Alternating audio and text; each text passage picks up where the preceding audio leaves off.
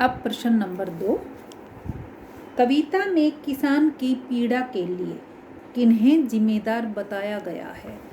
तो ये तो अब आपको भी पता चल चुका कि कविता में किसान की पीड़ा के लिए महाजन और जमींदार को जिम्मेदार बताया गया है। क्यों? क्योंकि अत्याचारी जमींदार ने किसान को उसके अपने ही खेतों से बेदखल कर दिया था और अपने कारिंदों से क्या किया था उसने? अपने कारिंदों से उसके जवान बेटे को ही लाठियों से पीट पीट कर मरवा डाला था। और महाजन ने भी कोई कसर नहीं छोड़ी थी। उसने तो क्या किया, अपने ब्याज की कौड़ी कौड़ी वसूल करने के लिए किसान के बैलों की जोड़ी बिकवा दी, नीलाम करवा दी, और उसकी जो एक उजरी गाय थी, सफ़ेद गाय थी, उसको भी उसने नीलाम करवा दिया था। अब कवि ने किसान की वर्तमान दशा के लिए समाज के लोगों को भी जिम्मेदार माना है, क्योंकि जिस तरह से किनारा एक तरफ खड़े होकर तमाशा देखता रहता है, उसी तरह इस समाज के लोग भी किसान की हालत को एक तरफ खड़े होकर देखते रहे थे। हालांकि जो किसान होता है वह हमें खाने के लिए अनाज देता है। अब आजकल जैसे लॉकडाउन है, अगर लॉकडाउन में किसान ही काम ना करे तो हमें अनाज कहाँ से मिलेगा? और जो एक अन्न है वह हमारी मूलभूत आवश्यकता है, उसके बिना कार्य भी नहीं चल सकता। तो यहाँ पर कवि ने जमींदार, महाजन और समाज के लोगों को जिम्मेदार माना है। अब आपका आता है तीसरा प्रश्न, पिछले सुख की स्मृति आंखों में क्षण भर एक चमक है लाती, इसमें किसान के किन पिछले सुखों की ओर संकेत किया गया है। जब भी ऐसा प्रश्न आए तो आप प्रश्न में से ही पहली पंक्ति लिखेंगे, अर्थात जो ये पंक्ति दी गई है पहले आप इनको इन्वर्टेड कॉमाज में ही, आप उद्धरण चिन्ह जो आपके होते हैं उनमें ही आप इनको लिखेंगे। फिर आगे आप लिखना शुरू करेंगे कि इसमें कवि ने, या ये लिखना आप इसमें कि इन पंक्तियों के माध्यम से कवि का नाम भी लिखिए, कवि सुमित्रा नंदन पंत ने बताया है कि किसान सुखमय जीवन व्यतीत कर रहा था।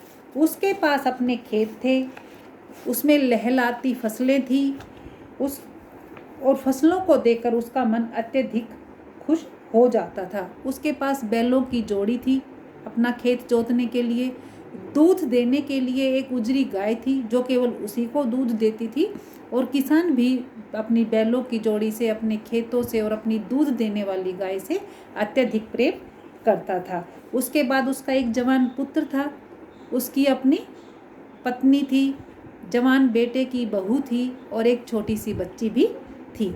तो ये सारी चीज़ें एक अच्छे परिवार की निशानी होती हैं कि अपने खेत होना, अपना एक परिवार होना।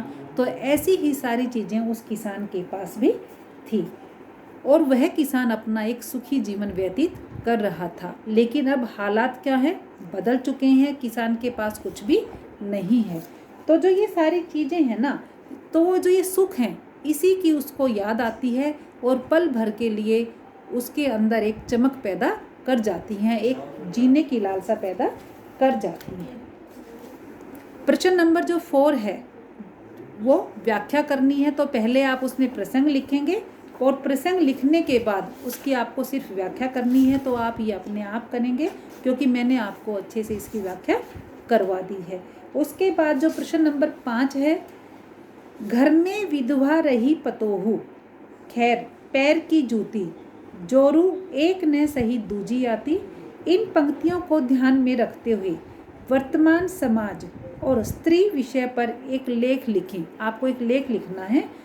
तो ये लिख सकते हो कि पहले क्या था, पहले क्या होता था एक स्त्री को लेकर और आजकल क्या होता है। तो आप इन पंक्तियों को लिख सकते हो कि पहले जो स्त्रियां होती थी, जो औरतें होती थी, उनको पैर की जूती माना जाया करता था, उनकी इतनी मन की नहीं सुनी जाया करती। पहले उनका घर से बाहर निकलना नामुमकिन था, उनको घूंघट में रहना पड़ता था, वे अपने मन के भावों को कहीं भी व्यक्त नहीं कर पाती थी। लेकिन वर्तमान काल में क्या है, औरतें जो महिलाएं हैं वो कंधे से कंधा मिलाकर कार्य करती हैं और आजकल कोई भी ऐसा फील्ड नहीं है, ऐसा कोई भी क्षेत्र नहीं है जहाँ पर महिलाएं कार्य न करती हों।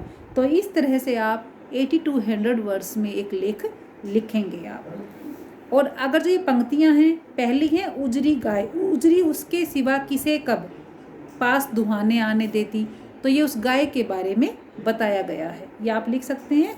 तो ये 3 प्रश्न नंबर जो 4 है इसमें 3 है, ये आप आराम से करेंगे। पहले आप प्रसंग लिखेंगे, फिर इनकी व्याख्या लिखेंगे।